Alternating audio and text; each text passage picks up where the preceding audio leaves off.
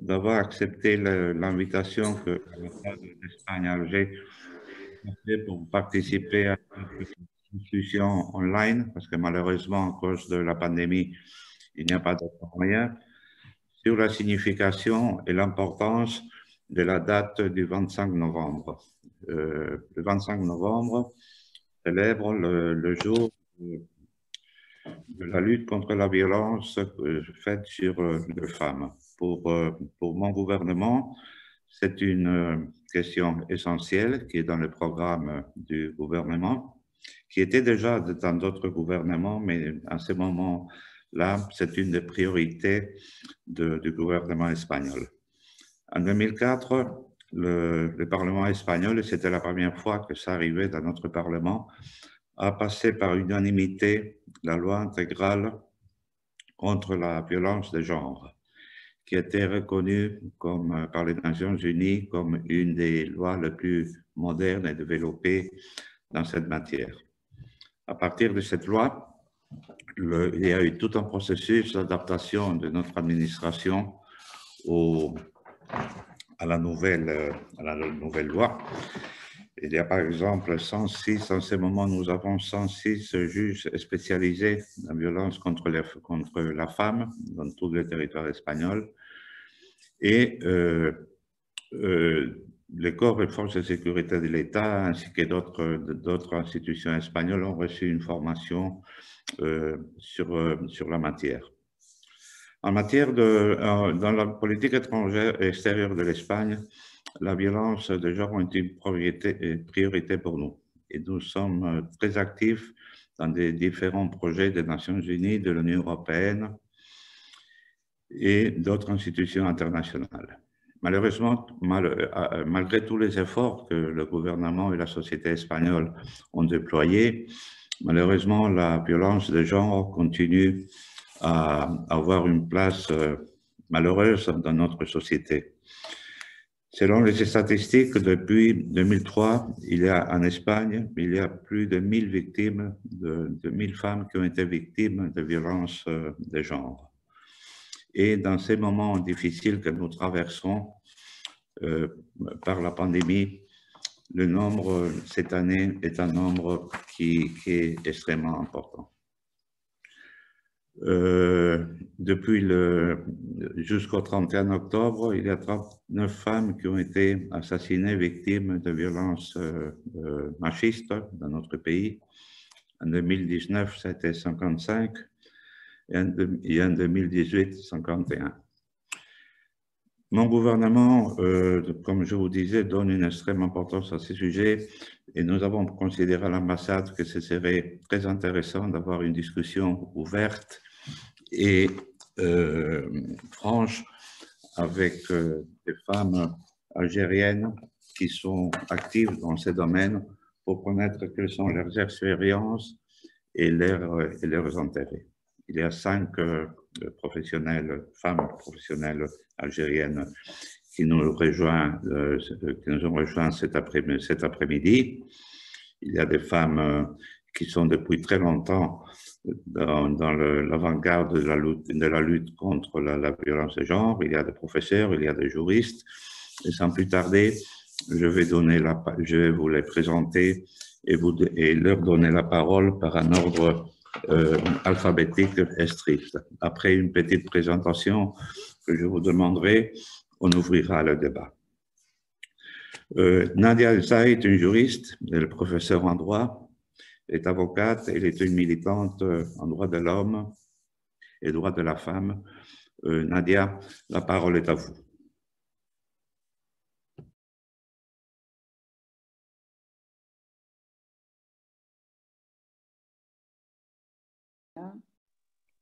Vous m'entendez? On vous entend, oui. Vous m'entendez très bien. Merci, Excellence. Merci aux participantes. Merci à Maria aussi.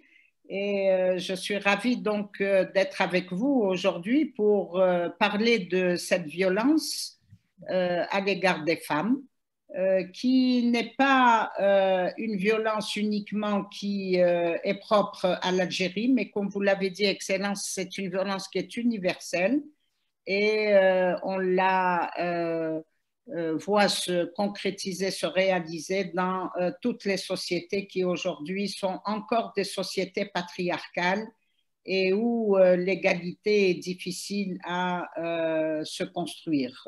Et particulièrement, alors oui, beaucoup plus accentuée dans nos pays.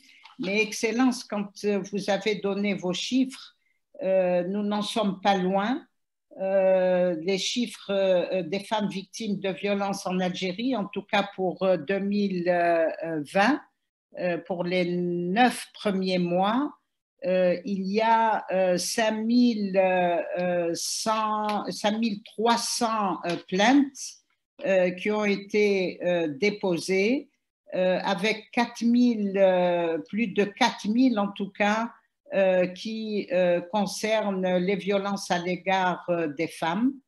Les chiffres de la police ont enregistré une trentaine d'homicides, donc contre les femmes, à la fois coups et blessures volontaires et tentatives d'homicide, ce qui n'est pas loin de ce que le mouvement féministe a recensé, mais il faut reconnaître que les chiffres de la police sont des chiffres urbains auxquels on devra rajouter les chiffres donc du milieu rural et on se rend compte donc que les chiffres augmentent et ils ont augmenté surtout pendant la pandémie puisque la pandémie du Covid-19 a fait que le confinement a accentué les violences à l'égard des femmes et avec une impossibilité pour ces femmes donc de pouvoir s'exprimer, de pouvoir dire ou de pouvoir bouger pour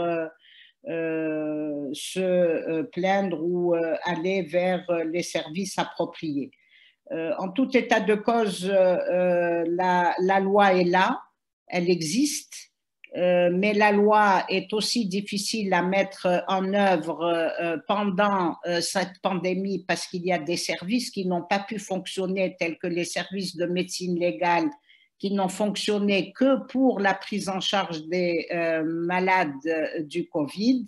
On a vu des femmes s'être vues refuser donc l'accès. À la police, on leur demandait donc de patienter. Toujours est-il qu'après la levée du confinement, je peux vous assurer que le nombre, ça c'est pour l'avoir vu, que le nombre de divorces a augmenté au niveau des tribunaux, particulièrement sur Alger. Donc la loi est là, elle a été votée en 2015.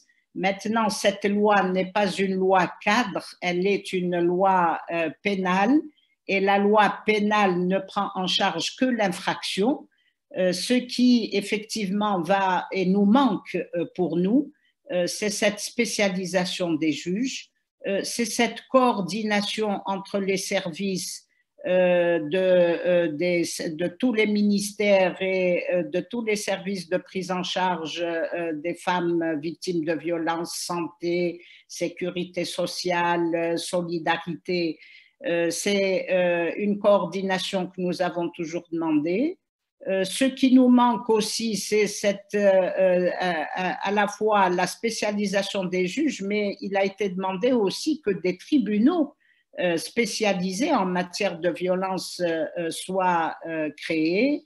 Il y a cette loi donc, qui est là, mais qui ne s'applique que pour condamner l'auteur, mais la prise en charge de la femme, de la victime, parce qu'il s'agit de victime, la prise en charge de la victime demeure chaotique, demeure difficile et elle se retrouve généralement soit à la rue, soit dans un centre, soit complètement abandonnée et il faut faire du travail pour la réinsertion de cette femme.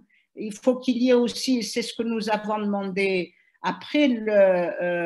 avant que la Constitution ne soit amendée et avant que l'article 40 ne soit concrétisé, il avait été demandé que des ordonnances de protection soient accompagnent, parce que c'est un mécanisme, donc accompagne la protection des femmes victimes de violences. Maintenant, la Constitution, dans son article 40, et c'est ça qui est bien, en tout cas, prend en charge ou parle de la protection des femmes victimes de violences où que cette violence s'exerce dans l'espace public, dans l'espace privé, dans l'espace professionnel. Et vous allez vous rendre compte qu'il y a quand même une avancée dans la pensée du législateur en faisant référence aux victimes, en faisant référence aux femmes victimes de violences, donc une violence genrée. Donc c'est quand même une avancée dans le code pénal. Et la Constitution qui, en parlant de la violence, de la protection de la violence qui s'exerce dans le milieu privé, ça veut dire que notre demande, qui a toujours été celle de dire que la sphère privée, les problèmes de la sphère privée doivent être pris en charge par l'État, la protection de la famille doit être prise en charge par l'État, et que la sphère privée ne reste pas dans le domaine privé, il faut qu'elle relève du domaine public. Ça, je pense que la Constitution, en faisant référence à ces trois types de violences qui s'exercent dans ces trois sphères, a fait une avancée considérable en engageant l'État à la protection des femmes et à la mise en place des mécanismes.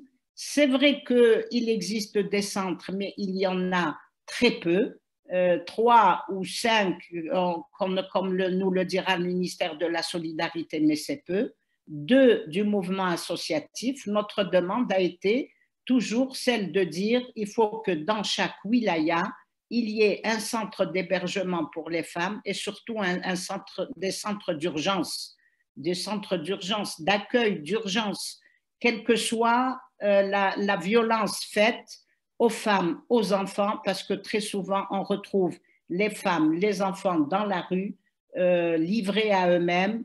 Et lorsque j'ai eu à parler des ordonnances de protection et même d'éloignement du mari, je peux vous dire que j'avais fait dans une émission de radio, dans une émission de radio qui appartient à la police. Eh bien, on m'a ri au nez. On m'a dit, mais comment? On fait sortir le mari du logement? Oui. En leur disant que oui, il était plus facile de sortir le mari, d'éloigner le mari et de protéger la famille, la femme, les enfants, parce que le mari peut très bien aller dormir soit à l'hôtel, soit au hammam, puisqu'il y a cette tradition, mais que la femme n'a pas à se retrouver sur les trottoirs. Donc, il y a des mécanismes qui existent. Il faut une coordination. Il y a encore des mécanismes à mettre en place. Il y a cette coordination à mettre en place, mais il y a un travail sur les mentalités. On peut mettre toutes les lois, toutes les belles lois, on peut mettre tous les mécanismes possibles. Il y a un travail à faire sur les mentalités, sur les rapports sociaux, sur les comportements, pour que le regard de la société change sur la femme. Nous sommes dans une société musulmane où, par le code de la famille qui est la source de la violence, voilà, une loi qui est source de violence, par le code de la famille qui subordonne les relations, qui met la femme sous l'autorité de l'homme, puisque dans le droit musulman, on parle de la isma, de la contrainte matrimoniale, et cette isma, et voilà encore un travail à faire sur la sensibilisation, cette isma a disparu du code. La notion de chef de famille et du devoir d'obéissance ont disparu du code de la famille, n'ont jamais disparu par contre de l'esprit des gens et de la conscience de la majorité des Algériens. Lorsque vous dites à un Algérien, vous n'êtes plus chef de famille, vous et votre femme, vous régissez votre famille ensemble, vous gérez votre famille ensemble, ils vous regardent comme si vous descendiez de Mars. Et c'est dommage. Il y a aussi ce travail à faire, mais le code reste encore un code discriminatoire, un code qui est à la source de la violence, je le répète, particulièrement lorsqu'il s'agit de divorce, d'héritage, des problèmes de succession. Voilà, moi je pense que j'ai essayé de faire un peu en résumé tout ce qui peut être, bien sûr, les causes des violences sont connues, elles sont multiples. Les causes, elles peuvent être des causes juridiques, puisqu'on a vu le code de la famille qui est la source de cette violence, mais en même temps, il y a le chômage, il y a la difficulté d'avoir un logement, il y a les conditions socio-économiques, il y a la boisson, la drogue, il y a la mésentente. Voilà un peu toutes les causes qui mènent à... mais l'une des causes que moi, et qui peut-être aboutit au féminicide, c'est que les femmes, c'est qu'on a peur de la liberté des femmes. C'est qu'on a peur que les femmes puissent s'émanciper et ne plus être soumises. Et c'est cette sortie de soumission qui est difficile pour les femmes, difficile à réaliser, mais difficile à céder de la part des hommes. Et c'est pour ça qu'on le sent dans ces derniers crimes, dans ces derniers féminicides, toute la rage qu'ont les hommes. D'ailleurs, même la police l'a catégorisé comme un nouvel acte, c'est l'égorgement ou l'éventrement avec brûlure du corps de la femme. C'est que il y a une pathologie ici sociale. Heureusement que ce n'est que des phénomènes rares, parce que imaginez si ça s'accentue, c'est que vraiment la femme algérienne est un problème dans ce pays, alors que nous sommes citoyennes à part entière et que la Constitution nous reconnaît comme citoyennes, mais un statut à part entière. Mais ce statut est diminué par le code de la famille parce qu'il diminue dans notre capacité. Donc cette capacité juridique que nous avons dans l'espace public est diminuée par le code de la famille qui gère notre espace privé, mais qui a des impacts sur l'espace public, puisqu'aujourd'hui, nous ne pouvons pas témoigner. Nous allons devant un notaire pour vendre ça, nous pouvons vendre un bien qui nous appartient, mais nous ne pouvons pas être témoins dans un acte de vente. Et ça, depuis 1984.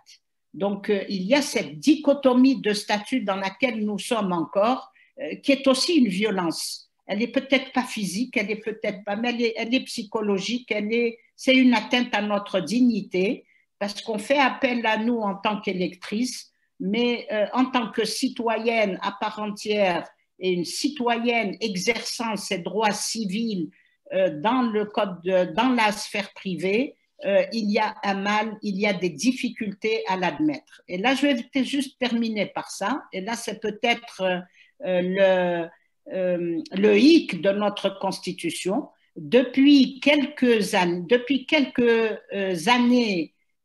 en arrière, de modification de la Constitution, on en a eu une en 2012, 2016, et celle de cette année, eh bien, lorsque on parle des obstacles, de l'engagement de l'État à lever les obstacles qui entravent l'épanouissement ou l'exercice des droits humains, on énumère tous les droits des deux pactes de 66, sauf les droits civils. Et pourtant, nous avons interpellé déjà en 2012 par l'absence de la mention des droits civils dans la Constitution. On ne nous a jamais écoutés.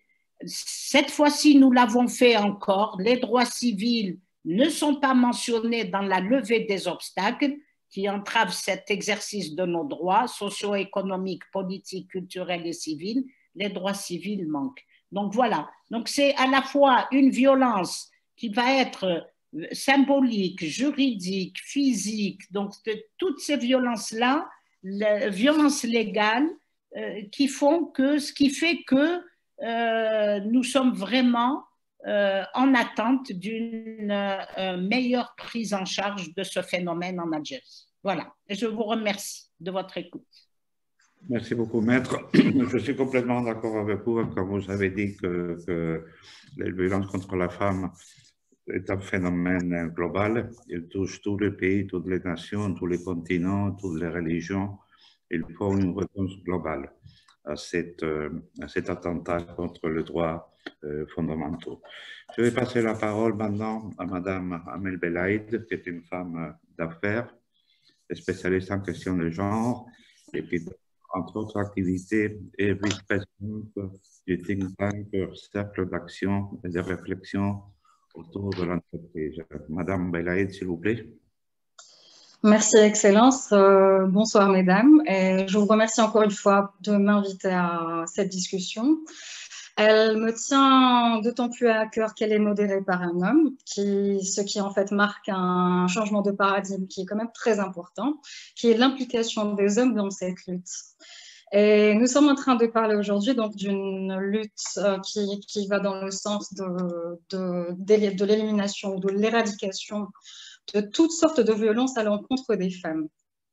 Et comme vient de nous l'expliquer si clairement Maître Aïdzaï, il s'agit de plusieurs formes de violences qui sont non seulement d'ordre physique, bien entendu, et qui portent atteinte à l'intégrité physique, à la santé psychique de la femme, mais aussi à son bien-être d'une façon plus globale, mais également en fait à tout ce qui fait qu'elle peut être autonome, donc une citoyenne qui jouit de ses libertés civiles et une personne qui jouit de ses droits humains.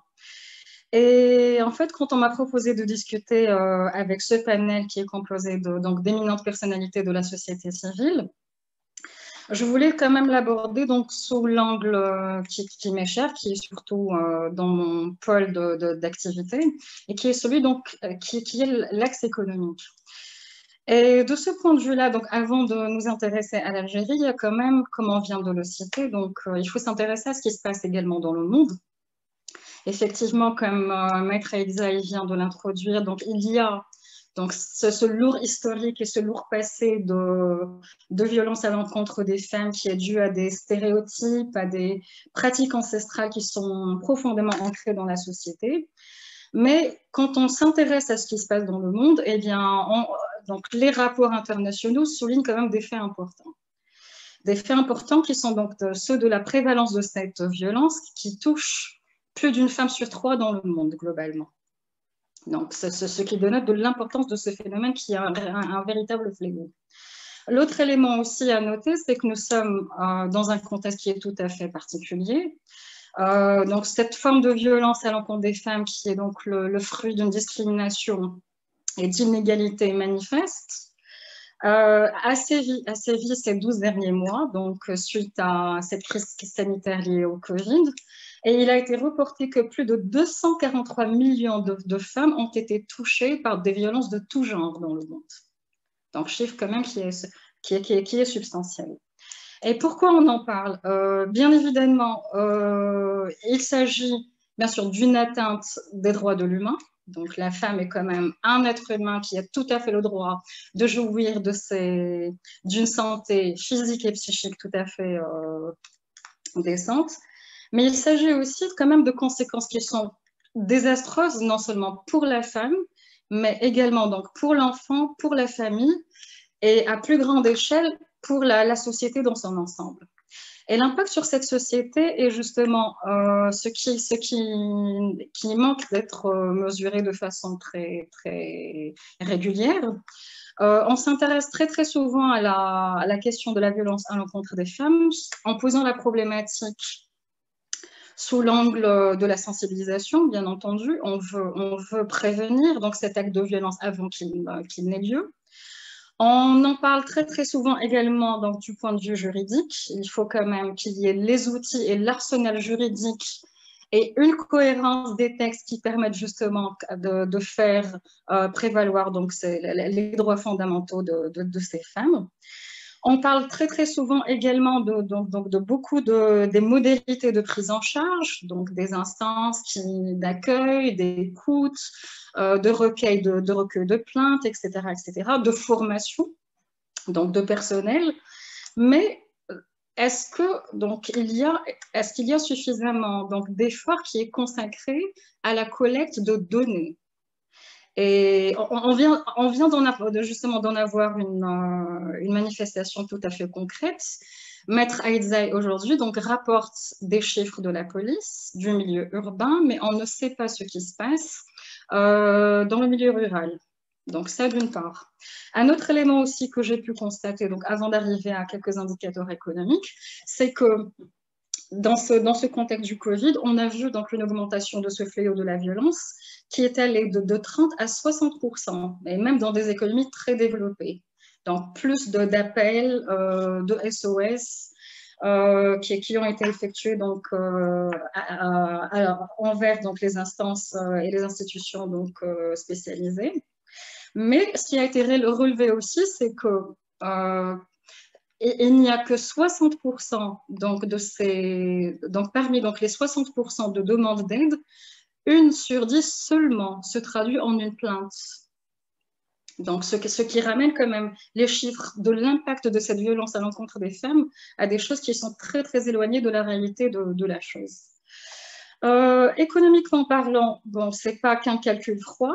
Bien entendu, donc, cette violence à l'encontre des femmes gêne non seulement, comme je viens de le dire, donc, à une facture quand même très, très lourde sur sa santé, donc sur les frais sur sa santé, sur sa capacité à travailler, sur sa capacité à être productive, mais c'est sur sa capacité aussi à être disponible pour former le citoyen de demain.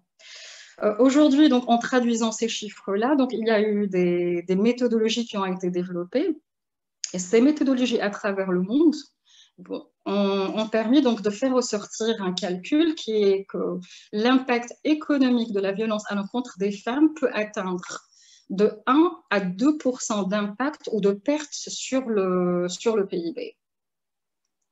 Donc, et ça n'est pas peu. Donc, juste pour donner une petite idée de ce que ça peut constituer, 1 à 2%, donc variant selon donc, le type d'économie, encore une fois, c'est à peu près l'équivalent du budget de l'État consacré à l'éducation dans le cycle primaire. Donc, est-ce que ces ressources-là ne peuvent pas être dédiées à plus d'efforts dans la prévention pour justement être redistribuées vers donc, des éléments de budget comme la culture, comme donc, tout ce qui concerne en fait, des industries qui peuvent apporter des éléments de cohésion sociale qui sont quand même d'un impact plus important sur la durée. Donc, ce sera pour l'instant en fait mon introduction. Merci. Merci beaucoup, Madame Melaïd. Vous avez touché à un sujet qui n'est pas abordé très souvent, c'est l'impact économique de la violence de la femme. On parle souvent de violence psychologique, de violence physique, mais cet aspect-là n'est pas très souvent étudié. Je vais passer la parole maintenant à Madame Hafida Benchahida, ancienne sénatrice.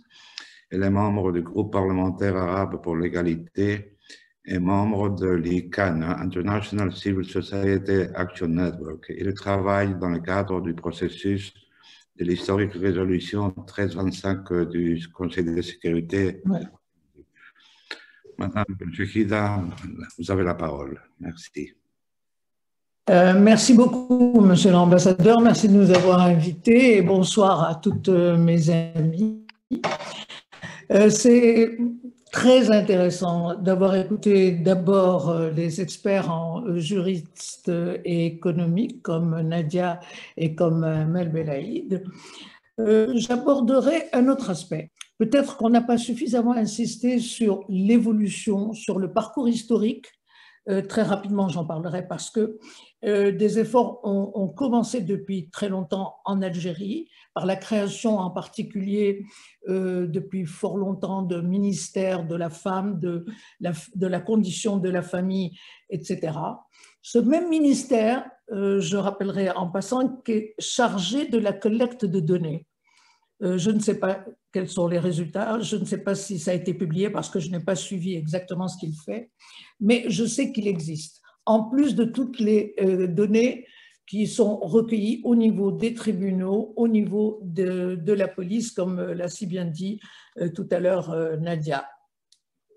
Il y a eu aussi, et là je rappellerai parce que toutes mes amies connaissent Madame Karaja, la formation spécifique des femmes et d'hommes de la police pour l'écoute, pour l'accueil. C'était peut-être une excellente initiative, mais peut-être pas assez grande, elle ne couvrait pas totalement tout le pays.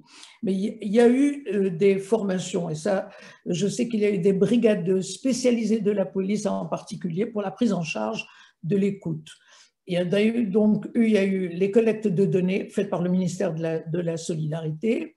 Il y a eu de nouvelles avancées institutionnelles dans la politique de formation, dans l'action sociale, où l'on a fait travailler ensemble le ministère de la Santé, le ministère de l'Éducation, la formation de personnel spécialisé et l'action sociale. Bon, vous me direz, c'est bien beau, le résultat est là. Le résultat, c'est qu'il y a encore beaucoup plus de sensibilisation à faire, beaucoup plus de travail de proximité, je dirais, peut-être même introduire un module dans l'enseignement très tôt, à partir de l'école primaire pratiquement, ou en tout cas dans le secondaire, pour bien expliquer quels sont les effets néfastes de la violence de genre. Et surtout, on peut, dans cette formation, et je crois que parfois ça a été utilisé, faire appel à quelques sourates du Coran qui disent que le paradis se trouve au pied de vos mères ou de vos femmes, etc. Et donc, on peut utiliser des éléments comme ça qui ont un impact, parce que toute cette violence, c'est bien beau de dire qu'elle relève de la violence d'une loi que toutes les femmes ne connaissent pas, mais il y a cette mentalité patriarcale profondément enracinée. Et on ne la retrouve pas uniquement en Algérie. Dans notre réseau ICANN, on travaille beaucoup avec le Mexique, où le féminicide, je crois, qu'il a atteint des proportions, hélas, regrettables, horribles, d'une violence extrême. Le Mexique, le Sri Lanka, la Colombie, donc on le retrouve actuellement malheureusement aussi dans le sud du Nigeria et au Cameroun. Donc c'est une violence qui est partout. Elle remonte à l'histoire, le patriarcat, les sociétés traditionnelles, la difficulté de faire le pas, de changer d'une société où la femme n'a pas son mot à dire, ni sa place, ni sa capacité de décision, à une femme visible et présente et qui peut remettre en question l'autorité paternelle, l'autorité patriarcale, l'autorité du mari. Et cette question de transition ne peut se faire que s'il y a une éducation à la base, s'il y a une formation, s'il y a un travail de proximité qui est fait tout le temps et auprès de tout le monde, auprès des jeunes gens, auprès des hommes, auprès des responsables, auprès des politiques. Je signalerai en passant, dans l'évolution historique de la position de la femme en Algérie, un fait peu connu. En 1983, entre 81 et 83, il y avait des femmes qui étaient pilotes de chasse sur MiG-21. Il y avait une escadrille d'une dizaine de femmes algériennes, pilotes de chasse. Un beau jour, il s'est trouvé un secrétaire général du ministère concerné et qui a décidé du jour au lendemain d'interdire aux femmes de devenir pilotes de chasse, tout simplement. Une décision comme ça, il a dû se réveiller un jour, peut-être qu'il s'était bagarré avec sa femme ou que le café ne lui avait pas plu. Il décide, mutuo proprio d'interdire aux femmes de devenir pilotes de chasse. Bon, celles qui ont survécu et qui, d'ailleurs j'en connais une qui existe, alhamdoulilah, elle est toujours vivante, sont passées dans l'aviation civile. C'est vous dire que d'un côté, vous aviez des efforts qui étaient faits dans l'éducation, dans la formation. Au sein de l'armée, comme vous le savez, nous avons énormément de femmes qui sont colonels, beaucoup de femmes généraux, beaucoup de femmes dans les services de santé, aussi bien des femmes pilotes que des femmes chargées de la lutte, chargées des explosifs, etc. Mais il reste le substrat traditionnel. Ce substrat traditionnel qui avait évolué, a été bousculé, a été effacé. Toute cette évolution a été effacée pendant la décennie noire, pendant la période de la fin des années 80 et pendant toute la période 90. Et la violence, à ce moment-là, et nous avons des données en particulier en ce qui concerne la violence qui a été faite pour les femmes par dizaines ont été contraintes de suivre les hommes au maquis, d'autres ont été considérés comme Zawaj al-Muta'a, donc automatiquement des esclaves sexuels. Beaucoup ont été tués parce qu'elles refusaient de les suivre.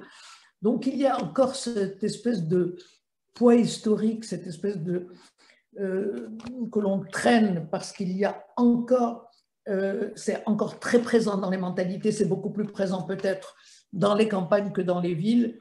Il y a eu toute cette période qui est peut-être, on n'en parle pas assez, peut-être qu'elle n'est pas suffisamment, mais elle a été documentée. On retrouve beaucoup d'éléments d'informations concernant la violence qui a été faite aux femmes pendant la période du terrorisme, pendant la terrible décennie.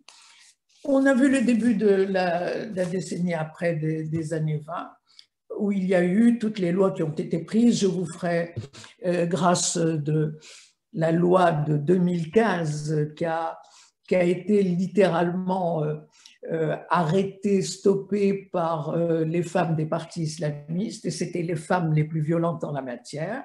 La loi a traîné 9 mois, puis finalement elle a été adoptée par la Chambre haute du Sénat pour devenir la loi de 2015. Qu'est-ce que cela nous donne comme enseignement? Un enseignement qui est fondé essentiellement sur la culture, sur la nécessité d'une éducation, sur la nécessité de parler à tout le monde et de sensibiliser les hommes, les pères, les fils, les grands-pères, les voisins, les chefs dans l'administration. Partout, il y a un travail de sensibilisation qui doit cibler beaucoup plus les hommes. Les femmes se libèrent d'elles-mêmes, les femmes peuvent se libérer, les femmes ont cette capacité de le faire, même quand elles sont dans des situations précaires. Il y a cette force, il y a cette détermination, mais je pense qu'il y a un énorme travail de sensibilisation à faire partout. Et d'autant plus que nous avons vu comment il y a eu une influence d'une forme de conservatisme à, je ne sais plus comment dire, je n'aimerais pas dire islamiste, mais conservatisme dans les formes, dans l'habillement, dans même la conversation, de la façon dont les gens se parlent. Donc, il y a ce conservatisme qui continue de dominer une grande partie de la population, mais il n'empêche que des efforts doivent continuer à se faire, en particulier en matière de sensibilisation, d'éducation. Je ne sais pas, enfin, je répondrai peut-être avec plus de précision à des questions si vous en avez. Je ne peux apporter que mon témoignage. Merci beaucoup, Madame Benchekida. Je vais passer maintenant la parole à Madame Fadila Roubenjel-Chitour, qui est présidente du réseau Wassila, réseau de réflexion et d'action en faveur des femmes et des enfants victimes de violences. Madame.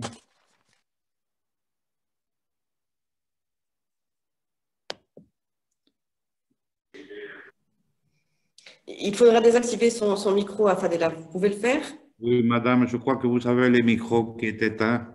Bon, je profite pendant que madame allume son micro de noter que j'ai suivi avec une très grande attention, c'est que Madame Benchekida a dit sur comment combiner les instruments juridiques avec la sensibilisation de la société, parce que même s'il y a une loi qui est parfaite et aucune loi ne l'est, mais sans une sensibilisation de la société, les buts ne seront jamais atteints. Je vois que Madame Boumendjel a déjà son microphone ouvert. Je vous laisse la parole, Madame. Merci beaucoup. Vous m'entendez? Oui. Vous m'entendez? Moi, je vous entends très bien. Bon, donc, je vous disais merci encore d'avoir pris l'initiative d'organiser cette rencontre. Je ne vais pas répéter ce qui a été très bien explicité avant moi, mais je vais peut-être me limiter à deux directions, si vous voulez bien.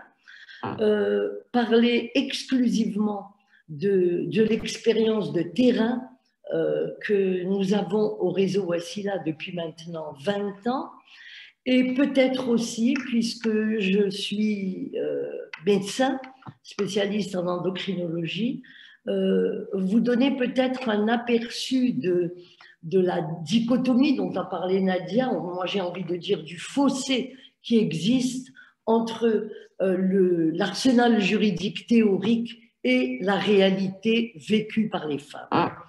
Je pense aussi que Madame Belaïd a très bien dit à quel était le coût affreux de ces violences.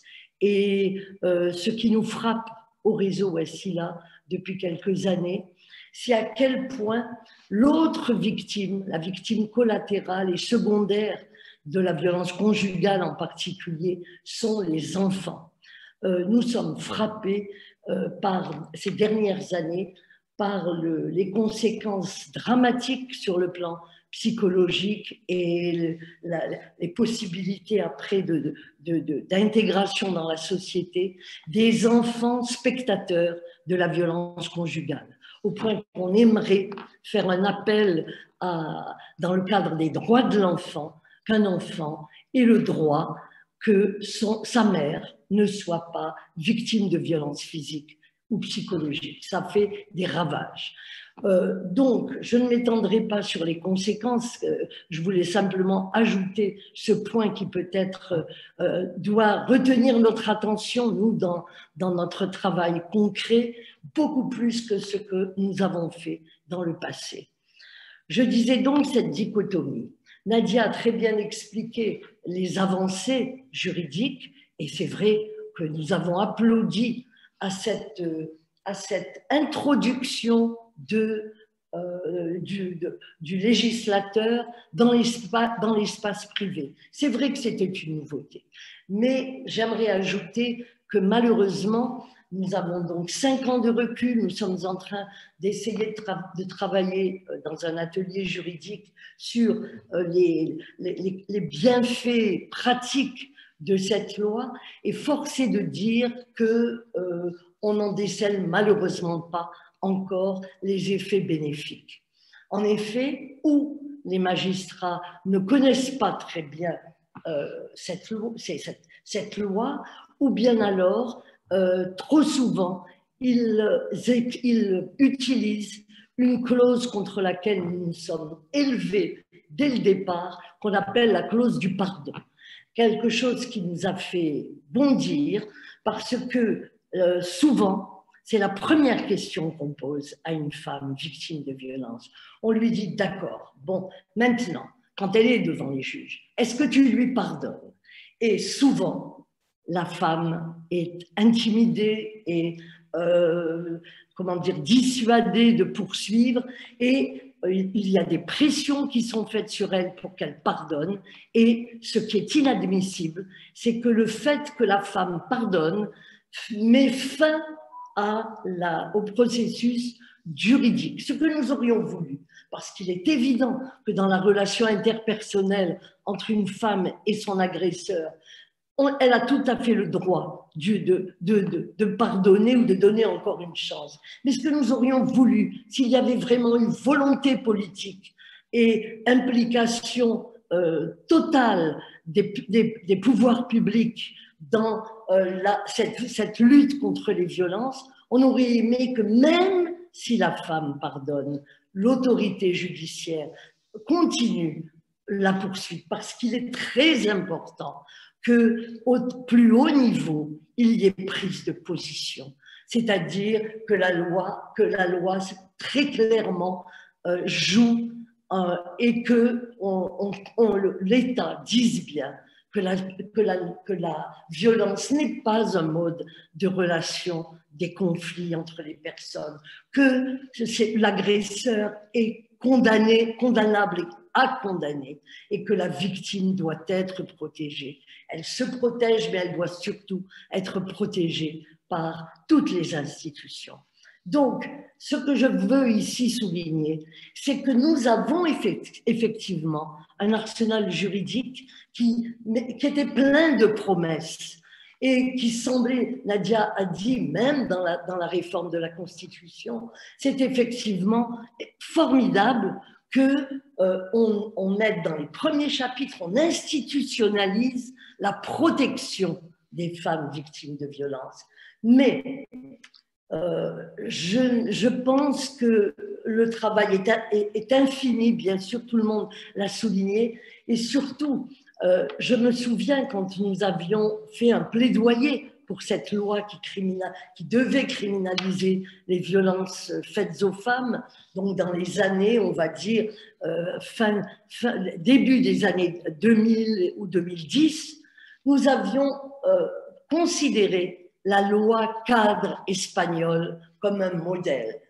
Et en réalité, les associations de femmes s'étaient beaucoup inspirées de ce modèle. Pourquoi ? Parce que tant qu'on n'a pas des décrets d'application, tant qu'on n'a pas, Nadia l'a dit, des mesures concrètes de protection, en particulier quand la femme arrive au commissariat de police, qu'effectivement, les policiers se déplacent au domicile et commencent par éloigner du domicile conjugal l'agresseur en attendant les résultats de l'enquête, même si c'est provisoire. Autrement dit, tant qu'on ne va pas dans tous les domaines de l'application de ces lois, nous n'obtiendrons rien comme effet concret dans le vécu des femmes. Et malheureusement, au réseau Wassila, c'est ce que nous constatons. Cette inégalité en matière de divorce entre les hommes et les femmes que contient douloureusement le Code de la famille est un obstacle extraordinaire à la résolution justement et à la lutte contre les violences faites aux femmes. Je vais essayer d'être concrète. Savez-vous que nous avons constaté que les avocats qui nous aident nous disent très clairement, mais je ne plaide pas, je ne m'occupe pas d'affaires de violence parce que c'est tellement long, tellement dissuasif que quand une femme porte plainte pour coups et blessures volontaires, le parcours dure 2 ans ou plus. Il n'y a que quand l'agresseur est définitivement condamné, imaginez-vous, définitivement condamné, c'est-à-dire que toutes les démarches d'appel, cassation, soient terminées et qu'il ait été effectivement condamné pour que la femme puisse brandir ce jugement et cette condamnation et qu'elle enfin puisse entamer pour le motif de violence le divorce. Imaginez donc que les femmes sont contraintes finalement à demander le divorce, et en général un divorce qu'elles rachètent, ce que l'on appelle le divorce par rôle, qui est en fait aussi qui est une bénédiction parce que c'est une démarche qui va très vite et qui les libère de la violence et de la sanction. Mais en réalité, quand on examine ce qu'est cette modalité de divorce, c'est une humiliation et un rachat de sa liberté par la femme. Ce que je veux donc souligner, on pourrait évidemment multiplier les exemples, c'est que tant qu'on n'abolira pas le code de la famille, puisque c'est un code qui légitime la violence et qui consacre l'inégalité en matière de divorce en particulier. Nadia a parlé aussi en matière d'héritage. Mais j'insiste sur le divorce parce que quand les femmes sont soumises à la violence, elles n'ont que ce recours-là de se séparer le plus vite possible de l'agresseur pour espérer ne pas être menacées de féminicide. Car ça peut être l'aboutissement du cycle de violence. Donc, je pense que tant qu'on n'aura pas des lois égalitaires, tant que cette discrimination inscrite dans les lois demeure, et tant qu'il n'y aura pas égalité en devoirs et en droits proclamés entre les femmes et les hommes et réellement portés par les lois et appliqués par les lois, nous n'aurons aucun bénéfice, aucune résolution de ce fléau social que sont les violences contre les femmes. Et c'est pourquoi j'ai tout de suite cité la loi cadre, parce que c'est par définition un modèle extrêmement précieux qui montre que pour peu qu'on examine en pratique toutes les mesures concrètes qui peuvent réellement lutter contre les violences dans tous les secteurs de la vie des femmes, tant qu'on n'aura pas, sans l'appeler loi cadre peut-être, mais un prolongement à des lois égalitaires que sont des mesures de terrain et concrètes, la situation des femmes algériennes malheureusement ne pourra pas s'améliorer. Donc j'avais dit aussi, donc, ce premier volet, c'est plus qu'une dichotomie, c'est un gouffre entre l'arsenal juridique, les lois proclamées, les lois sur du papier et leur application.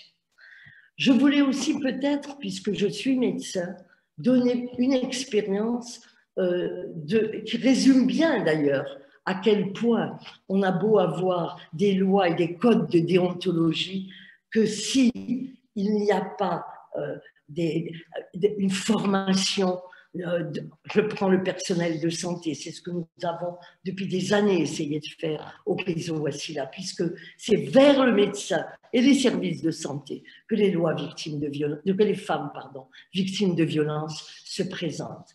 Eh bien, nous avons touché du doigt à quel point le fait que la loi sur le secret médical, enfin les articles de loi contenus dans les lois sanitaires et les codes de déontologie sur le secret médical, qui sont punitifs, c'est-à-dire le médecin qui viole le secret médical est, vous le savez, puni par la loi. Et c'est tout à fait normal.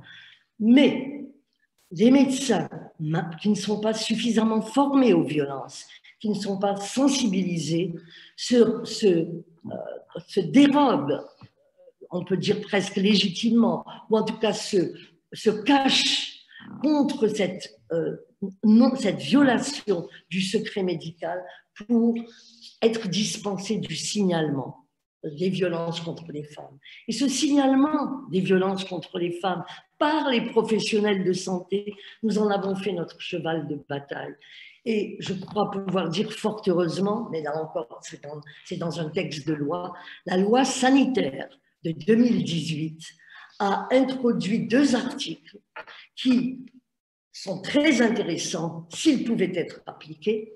D'abord, le signalement des violences contre les femmes n'est pas du ressort exclusif des médecins, ce sont tous les professionnels de santé qui doivent signaler des violences, surtout quand elles sont extrêmes, surtout quand on sent que l'escalade a commencé et qu'au bout il y a le féminicide. Donc, ce signalement peut être fait par tous les professionnels de santé, médecins, sages-femmes, infirmiers, assistantes sociales et même kinésithérapeutes. Tout le corps de santé peut se livrer à ce signalement. doit le faire.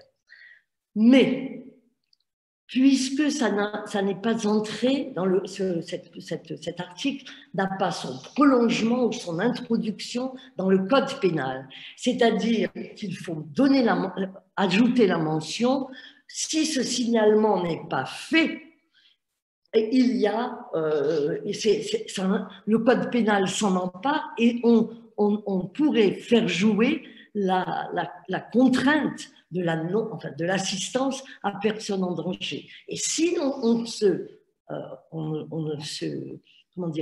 soumet pas à cette assistance à personne en danger que représente le non-signalement des violences contre les femmes, on est sanctionné.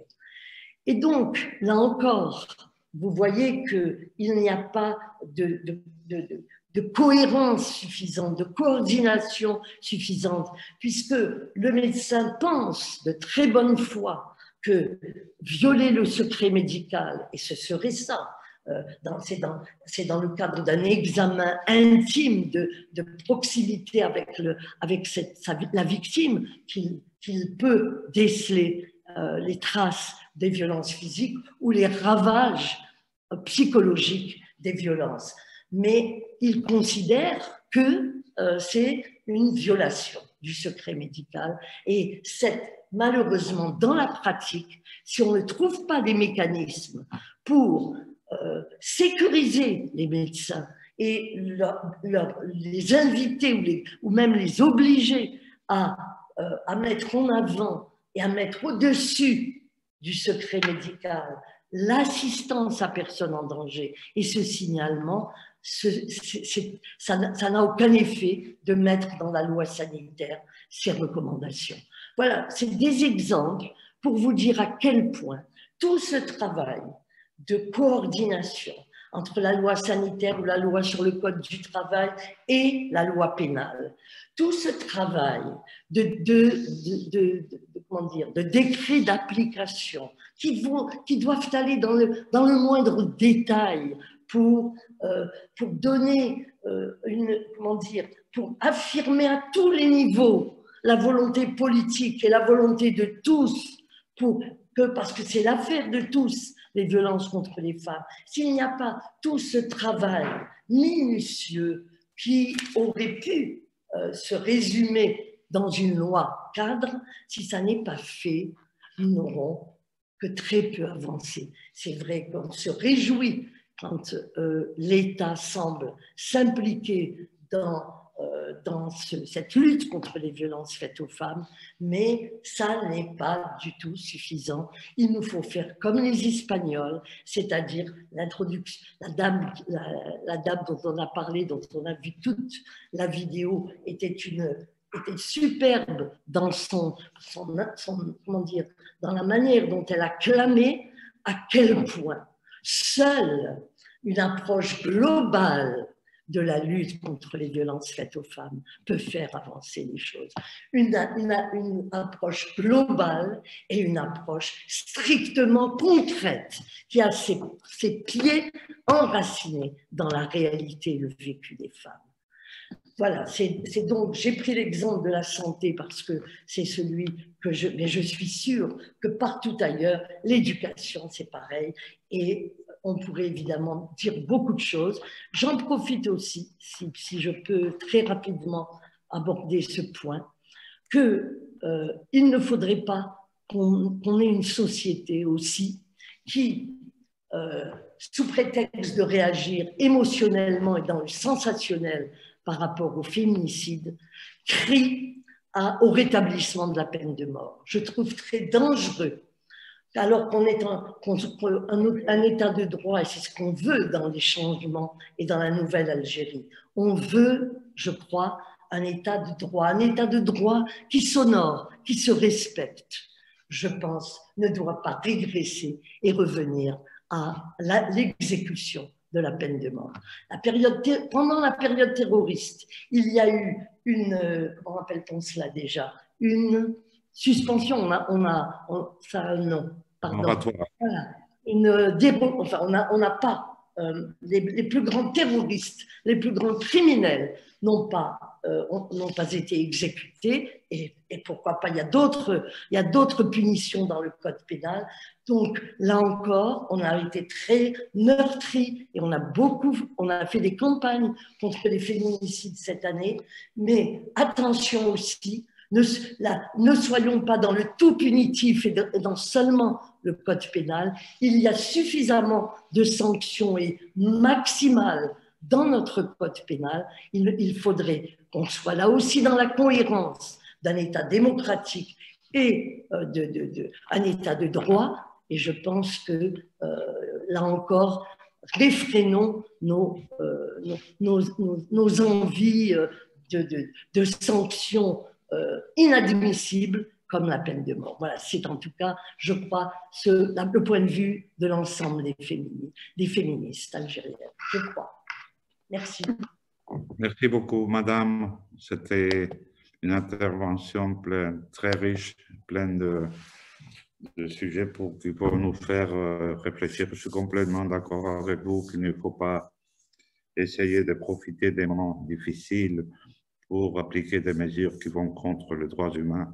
Et moi, je pense que la peine de mort va contre les droits de l'homme et de la femme, bien sûr.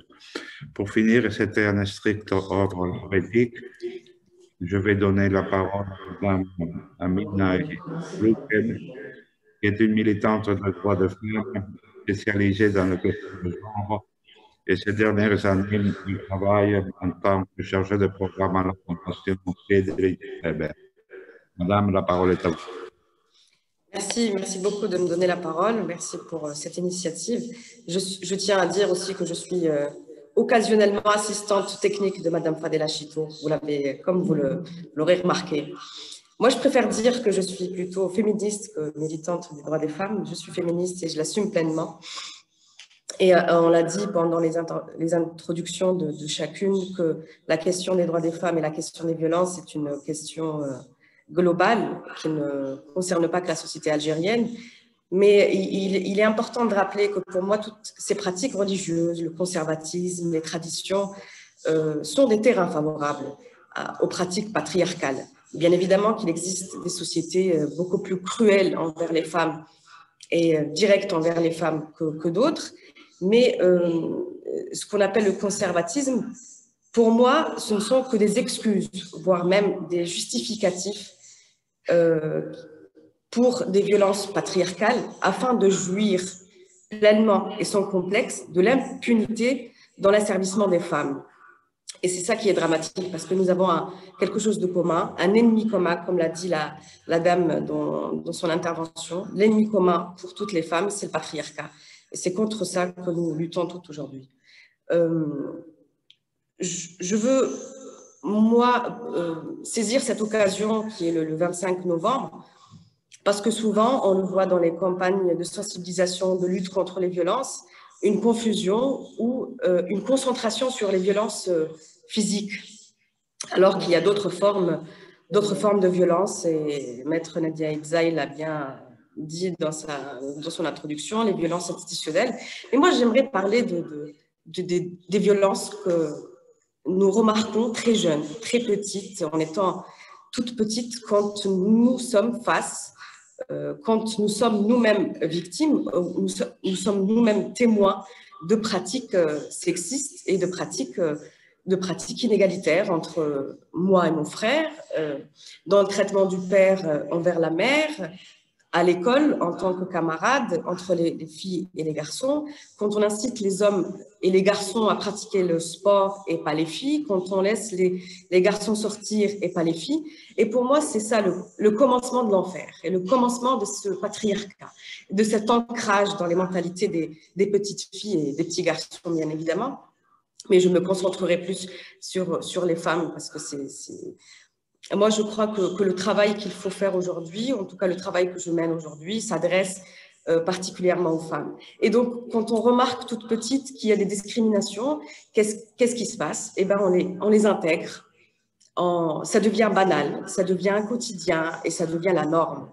Et se défaire de ça est très compliqué. Prendre conscience de tout ça est très compliqué et que les petites filles n'ont pas le moyen de prendre conscience toutes seules et qu'il faut se battre toutes seules contre ce système patriarcal et contre les inégalités que nous subissons toutes petites. Et pour moi, c'est ça aussi qui est important aujourd'hui et sur lequel on peut se centrer. Comment faire en sorte que les femmes reprennent confiance en elles et se défendre contre ce patriarcat.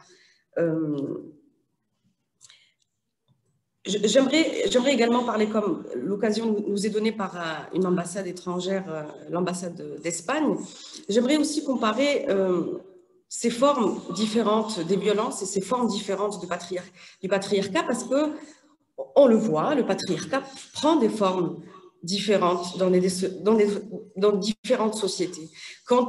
Lorsque dans des sociétés on impose le voile aux femmes, dans d'autres sociétés, moi ce que je vois, c'est qu'on incite, on encourage les femmes à se dénuder aussi dans les publicités pour vendre du yaourt ou pour vendre n'importe quelle autre chose.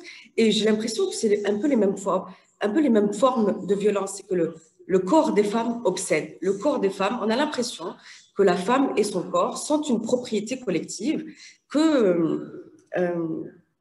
qu'on utilise selon les modes actuels. Et pour moi, c'est pareil, c'est du patriarcat avec des formes différentes dans des sociétés différentes, selon les traditions, selon les religions, selon les différentes... les différents progrès ou les différents développements des sociétés. J'aimerais aussi qu'on laisse des choses pour le débat, mais j'aimerais aussi parler de la nécessité de l'implication de la société civile et des associations. Et mon discours va peut-être paraître un peu brutal, mais j'aimerais que les associations, aujourd'hui, ne répondent plus aux feuilles de route des ONG et des bailleurs de fonds. Parce que c'est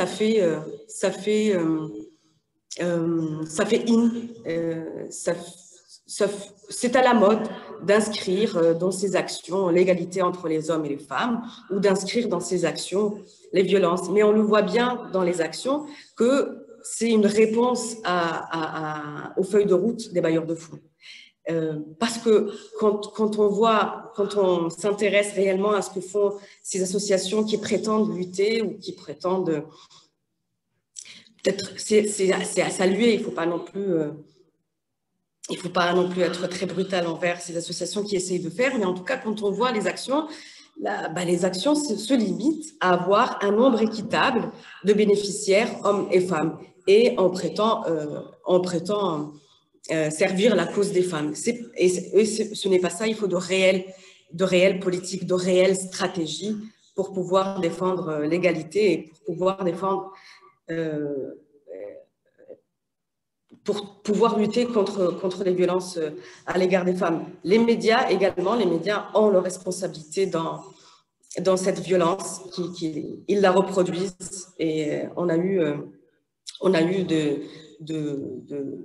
des exemples pendant le mois du Ramadan, on a des exemples tous les jours dans la télévision nationale ou dans les chaînes privées qui dégradent l'image des femmes. Et ça joue beaucoup sur cette image. Il faut de réelles politiques publiques, parce que la question de l'égalité, la question des violences n'est pas l'affaire d'un ministère ou juste uniquement les lois. Il faut une politique publique globale. La question de l'égalité est une question transversale qui doit commencer par l'éducation, dans les manuels scolaires, par la sensibilisation, dans le secteur de la santé, dans l'emploi. Quand on voit que nous avons 66% des diplômés des universités qui sont des femmes, alors que les femmes souffrent plus de chômage que les hommes, ça c'est une réelle problématique et on n'en parle pas. J'aimerais aussi parler de toute cette violence que des féministes ou les féministes ont subie pendant la révolution algérienne ou pendant le Hirak, où à chaque fois que nous brandissons la question de l'égalité, on nous dit par des personnes qui sont censées être alliées que ce n'est pas le moment. La question des femmes est toujours une question secondaire et pour moi, elle est importante. Il faut être réellement et vraiment intransigeante sur ces questions-là. Si nous voulons réellement une société de progrès, de développement, si on veut un réel changement, si on veut instaurer une réelle démocratie, ça ne pourra pas se faire sans l'égalité entre les hommes et les femmes. Et il faudrait réellement que toutes les forces de la société, les forces politiques, se mettent au travail pour instaurer l'égalité entre les hommes et les femmes. Voilà en gros ce que j'avais à dire, mais j'aimerais bien qu'on entame un débat autour de ces questions. Merci beaucoup, madame. Vous avez deux sujets extrêmement intéressants, l'éducation. Moi, je suis je crois que victime, entre guillemets, de l'éducation traditionnelle espagnole dans les années 60 en Espagne. Il y avait pour commencer, la séparation des sexes était radicale et après les rôles sociaux étaient extrêmement définis depuis notre enfance. Et vous avez aussi abordé une question qui est la même, je vois en Algérie qu'en Espagne. En Espagne, il y a énormément plus de femmes qui obtiennent leur diplôme universitaire ou leur doctorat, mais le chômage est beaucoup plus élevé entre les femmes et après il y a une différence de salaire énorme, pas dans l'administration publique, mais dans les entreprises publiques. Ce sont des sujets, évidemment, qui font partie des grands débats sur l'égalité sociale des sexes. Pour engager le débat, je vais laisser la parole à ma collaboratrice, Mme María Menéndez, à laquelle je dois remercier d'avoir organisé cette rencontre. Et elle veut animer le débat par deux questions que je crois qu'ils vont être un peu provocatrices, mais je pense qu'ils vont enrichir notre débat. Je dois vous signaler que nous avons à peu près une demi-heure pour que le programme ne soit pas trop long. María Eugenia, à toi. Alors, bonjour, bonsoir, merci. C'était vraiment vachement intéressant de vous entendre et de voir les différents points de vue d'un aspect qui est comme Madame Fernandez de la Vega dans les vidéos qui a fait pour l'ambassade et vraiment touche des approches très, très différentes. Alors, la première question que je voulais vous poser, c'est la nécessité de l'implication de la société civile. C'était une chose que Madame Issarouquet m'a mentionné à la fin, vraiment les associations, les pouvoirs de groupes sociaux. Alors, en Espagne, vraiment, on a la chance, après un mouvement très lent qui a évolué pendant des décennies, on a déjà une société qui est vraiment pour la lutte contre la violence de genre, qui sont vraiment très sensibilisés, qui n'acceptent pas des blagues, qui n'acceptent pas de changements dans la loi. Alors, où pensez-vous que se trouve la société algérienne? Pensez-vous que la société algérienne a pris conscience de la magnitude du problème ou qui est toujours dans une phase de déni? Qu'est-ce que vous pensez? Alors, je ne sais pas, je commence avec Madame Aïssaï, comme vous étiez la première. Alors, on recommence par vous. Merci, a ver, Madame Aïssaï. Ah, voilà.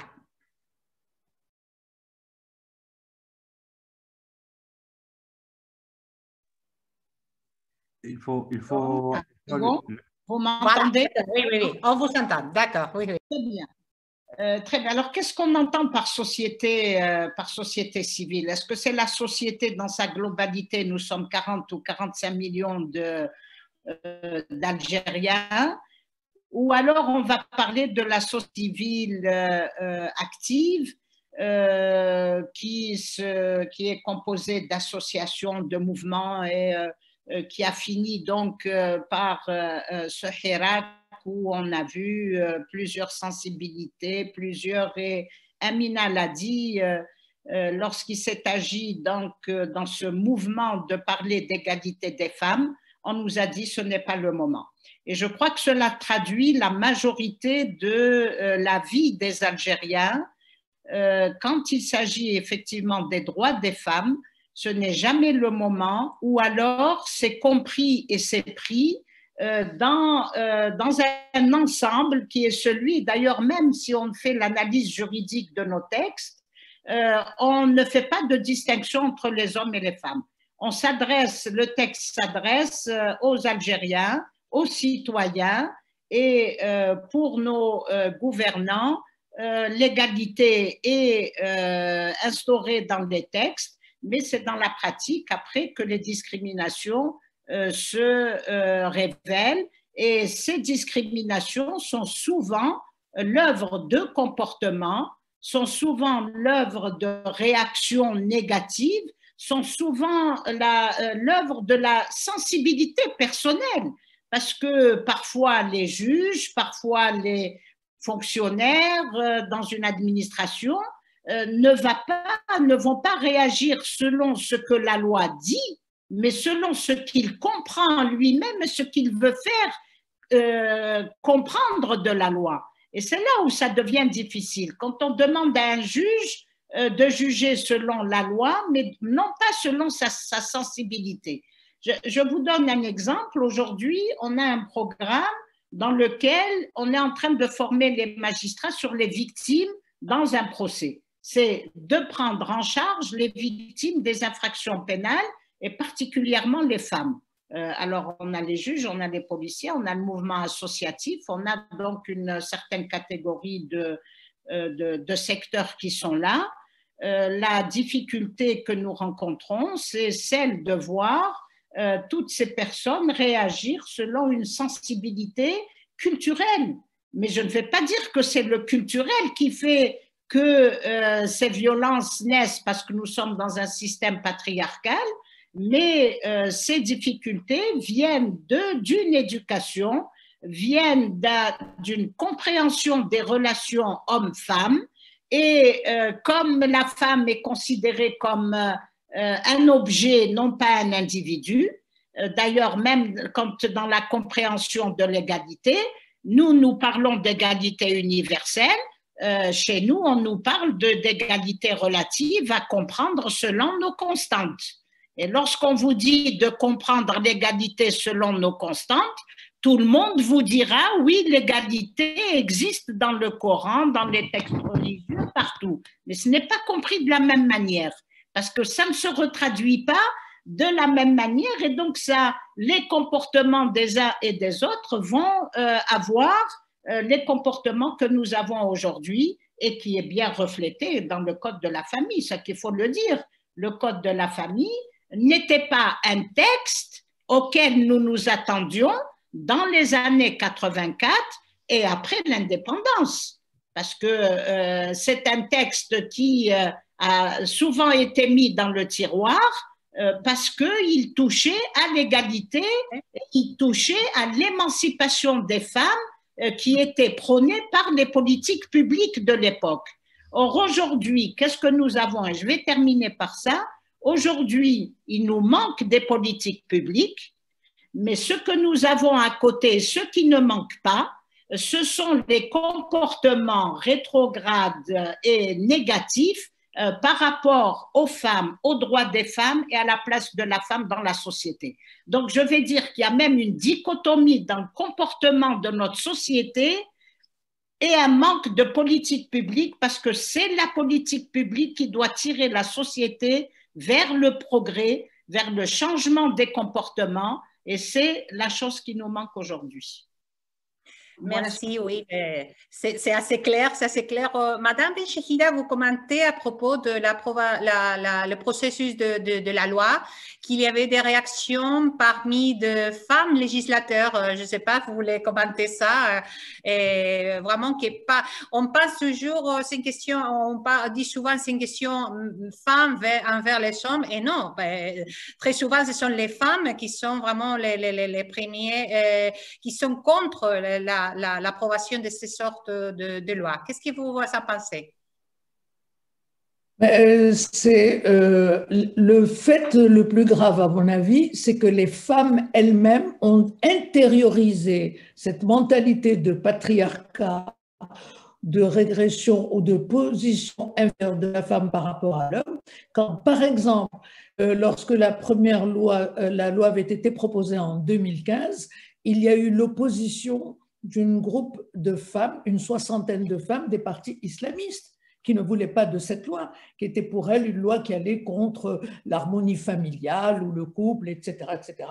Donc elles avaient déjà intériorisé. Et ça, c'est le plus grave, c'est dans les comportements que l'on retrouve aussi plus tard. J'ai eu l'expérience une fois dans un 8 mars, on avait ouvert un débat avec d'autres collègues du Parlement et j'avais eu le courage ou le culot, l'audace avec Madame, comment elle s'appelle, bon, son nom me reviendra, une collègue, on avait dit on va se basant sur un principe qui est reconnu par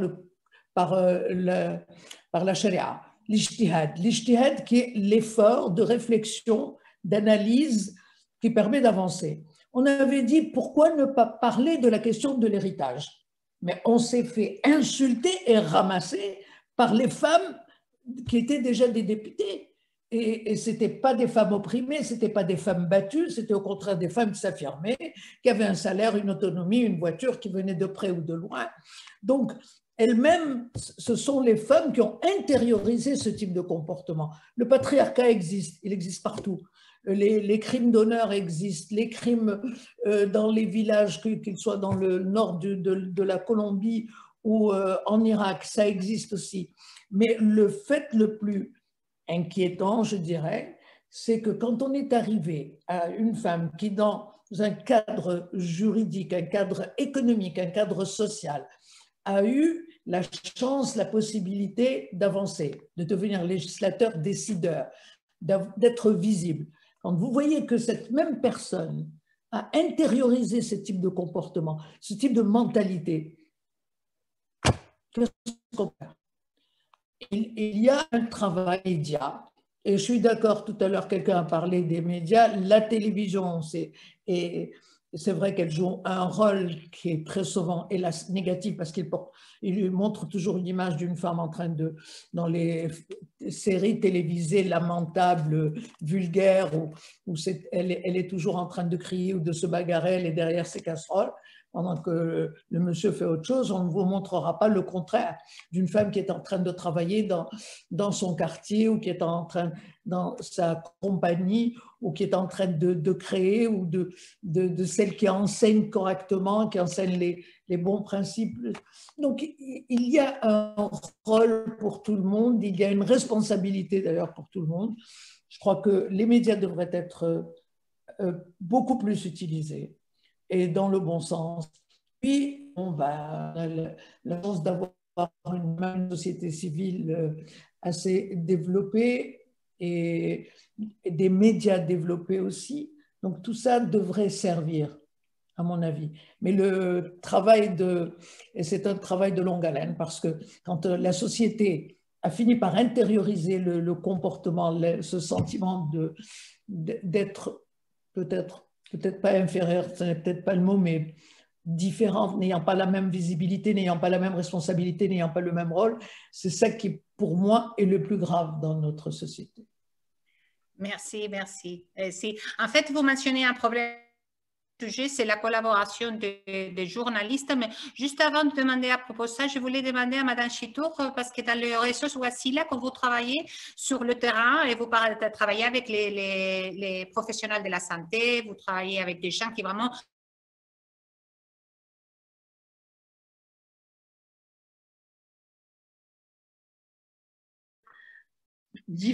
Vous avez parlé d'implication de la société civile. Si vraiment vous parlez dans implication, il y a engagement et action.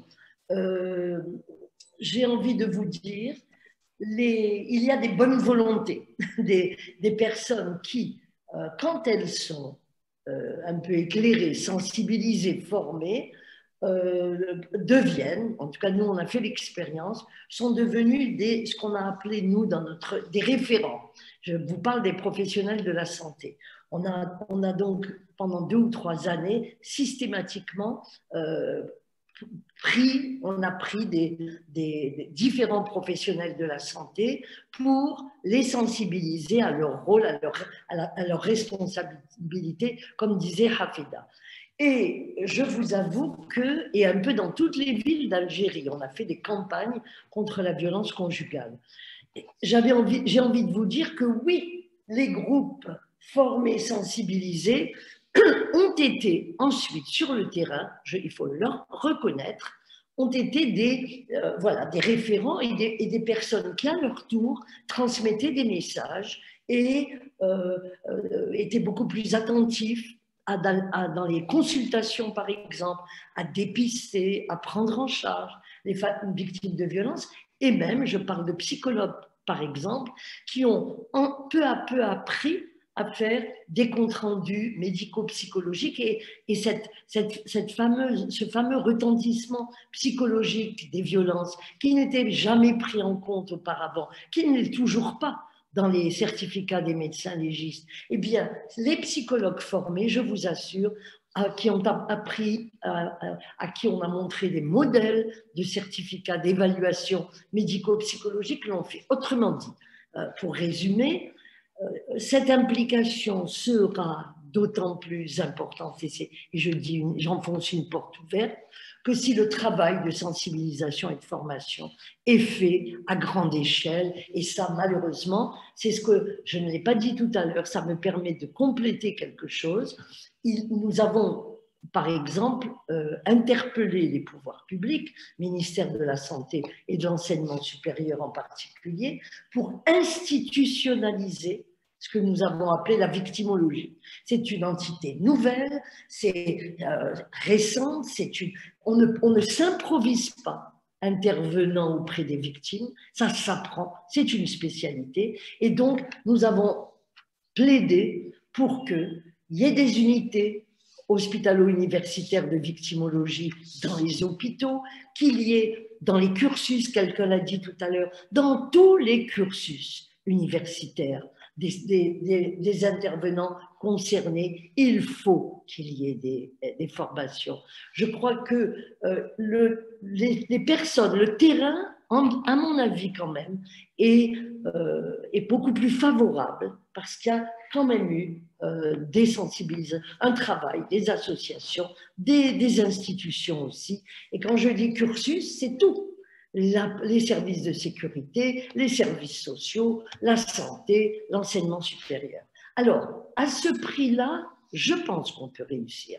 Les personnes sont, je vois avec cette féminicide, la réaction, comme vous dites, de la société civile, j'ai l'impression, individus pris les uns, à côté des autres ensemble, on a l'impression que l'insupportable de certains types de violences et de la souffrance des victimes est bien plus prise en compte qu'auparavant. Mais tout est à faire, tout le travail pour arriver à l'implication et vraiment à l'engagement de tous les intervenants. Il faudra beaucoup de temps. Oui, merci Madame Chitour. C'est une réflexion très intéressante. En fait, aussi, il est question des individus, comme vous avez bien fait la différence. Comme Madame Aïssa a dit aussi, ça dépend des entourages des grandes villes ou des petits villages. C'est une question complètement différente. Et on a aussi le rôle de différentes associations. Madame Issa Rouken, vous avez parlé que parfois les sociétés, les associations ou les organisations non gouvernementales pensent bon, c'est pas un problème très urgent. En fait, c'est pas un problème très urgent.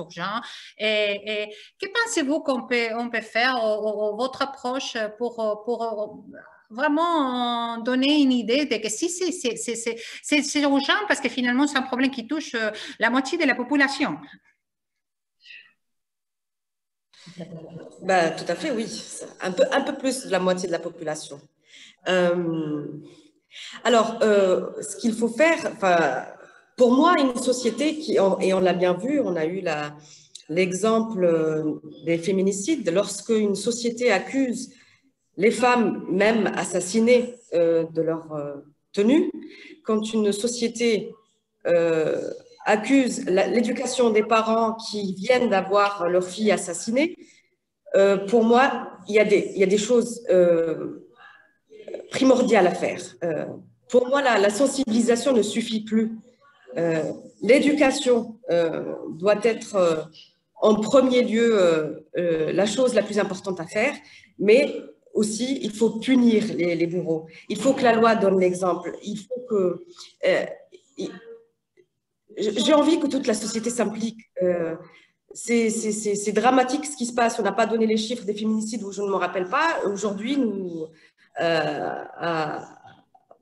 nous avons eu 45 ou 46 féminicides depuis le début de l'année. Presque 50 féminicides, d'après ce que dit Fadela. Et c'est dramatique. Et cette société ne prend pas conscience de...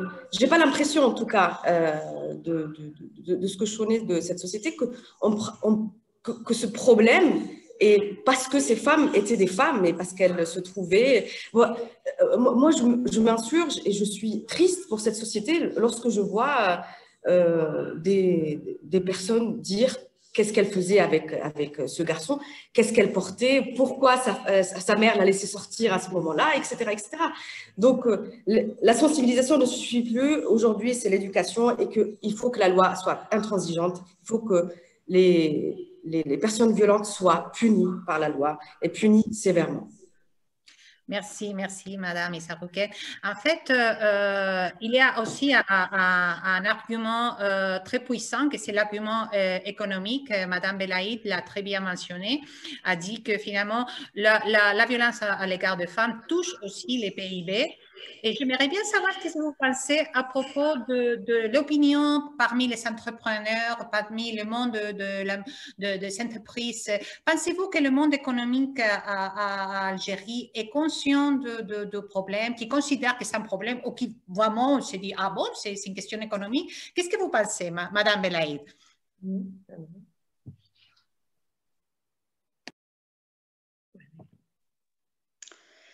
Merci. Alors, oui, effectivement, en fait, l'action doit être menée d'une manière globale par tous les acteurs donc, de la société, par les acteurs politiques, par les acteurs actifs dans l'économie, par la société civile, donc les associations. Et ce qu'il faut savoir aussi, qui n'est pas souvent dit, c'est que, bon, ce coût, encore une fois, il y a un coût quand même qui est sur l'intégrité de la santé. Je reviens sur ça parce que pour moi, c'est l'élément prédominant, le plus important à citer.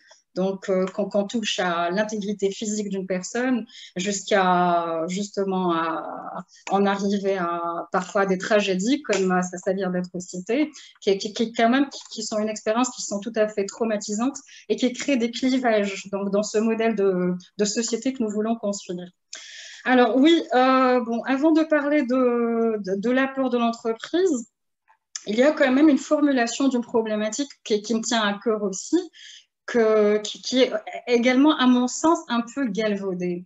Cette question de la violence à l'encontre des femmes, dite ainsi, détourne le regard donc, de celui qui commet donc, cet acte d'agression vers la victime.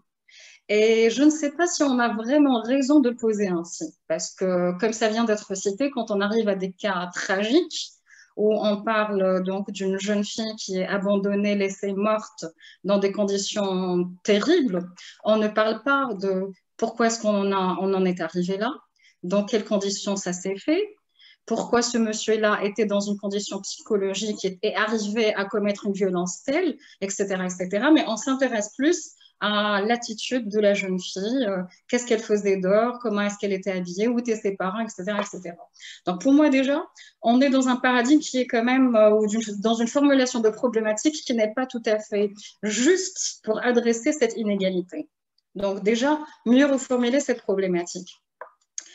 Ensuite, quand il s'agit aussi, avant d'arriver encore une fois à l'échelle micro de l'entreprise, je vais reprendre quand même des éléments importants qui sont par rapport au rôle du leadership. Et le leadership, pour moi, ce n'est pas qu'une question d'État, ce n'est pas qu'une question donc, de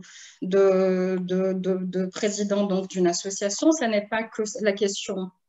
Ce n'est pas uniquement du ressort d'un CEO d'entreprise, c'est quand même, ça nous ramène à une réalité qui est tangible, qui est une réalité donc, à laquelle on ne peut pas non plus échapper, qui est celle de la prédominance masculine dans la prise de décision. Donc, encore une fois, l'inégalité oriente les décisions. Et quand on parle de décision, c'est quelle priorité j'ai envie d'inscrire sur mon agenda politique, associatif, de plan de réforme de la santé, plan de réforme de l'éducation, etc., etc. Et vous pouvez transposer à l'infini ainsi. Donc, pour en arriver donc, au secteur économique, où on en est. Aujourd'hui, bon, j'ai rapporté tout à l'heure des chiffres à l'échelle globale concernant donc la croissance donc, de la violence à l'encontre des femmes de manière globale. Il y a quand même un chiffre et une corrélation qui est en train d'être faite. Aujourd'hui, donc, la dame Amina Azarouken, je n'ai pas noté peut-être correctement le nom, excusez-moi, a cité un fait important. Alors, il y a effectivement donc, un gros effort qui a été consenti par l'État dans l'éducation. J'ai repris Madame Benchehida, je n'occulte pas du tout donc, les efforts qui ont été consentis par les différents gouvernements. Mais quand on lit le rapport volontaire donc, du ministère des Affaires étrangères et qui date d'à peine une année, effectivement, il y a quelques chiffres donc, qui rapportent voilà, donc, la prise en charge des femmes par les instances de solidarité, etc., etc. Mais ce qui manque aujourd'hui, ce sont des statistiques détaillées donc, qui permettent déjà d'orienter les efforts. Aujourd'hui, nous ne l'avons pas. Donc, comment formuler des politiques publiques qui soient adéquates? Donc, ça, c'est déjà un souci. L'autre élément aussi à citer, c'est que, donc, concernant donc, la feuille de route donc, des bailleurs de fonds, je pense qu'il faut savoir que donc, ces bailleurs de fonds-là viennent avec donc, une feuille de route qui est le fruit d'un travail de coopération sur des programmes de développement. Et dans ce travail de coopération sur les programmes de développement, là intervient donc l'avis de la société civile. Il faut qu'il y ait donc quand même une remontée de l'information, un travail aussi donc, qui concerne donc, la recherche donc, sur les sujets, sur les priorités et la contextualisation des priorités qui rentrent dans le contexte donc, des objectifs à plus grande échelle qui sont donc ceux des ODD, donc les objectifs du développement durable. Et ça, c'est un travail donc, qui a été entamé, mais qui quand même mérite d'être affiné. Et l'enjeu global et qui a été également rapporté donc, dans les rapports qui ont été faits autant par les experts nationaux que par les instances internationales, c'est que nous avons tout intérêt à mieux documenter l'information, les statistiques et à la faire remonter pour mieux orienter donc, nos efforts de manière globale et collective. Donc, il me tenait quand même à cœur de le dire. Alors, concernant donc l'apport donc, du secteur économique et du secteur privé, encore une fois, pour moi, c'est une question, bon, on parle de l'éducation, donc c'est un secteur où il va falloir investir, certes, mais est-ce qu'aujourd'hui, on peut faire porter donc ce fardeau humain, ce fardeau économique sur les épaules frêles de nos enfants? Ça n'est pas le moment. Donc, aujourd'hui, le leadership est encore à prédominance masculine. Il faut du courage, il faut donc un pouvoir de décision pour se dire, donc j'inscris dans mon programme aujourd'hui donc un programme de sensibilisation qui va être 1% de mon budget annuel, qui va être cascadé dans le programme de formation de soft skills, de correction des attitudes, etc., etc., etc. Pourquoi je le dis? Donc je le rapporte donc, du point de vue d'un vécu. Donc, j'ai été professionnelle dans le secteur des hydrocarbures, un secteur qui a prédominance masculine. Je gravite donc dans toutes les sphères économiques. Et cette violence donc intangible à l'envers des femmes est une réalité, un vécu au quotidien. Donc, c'est un constat, c'est un vécu, c'est un témoignage. Et bon, parfois, effectivement, beaucoup parlent de evidence-based decisions, mais très, très souvent, quand même, il y a quand même des faits qui le confortent et qui sont consensuels donc, de l'avis des experts consultés. L'apport du secteur privé est possible. La célébration de cette journée du 25 est un moyen de sensibiliser au sein de son entreprise.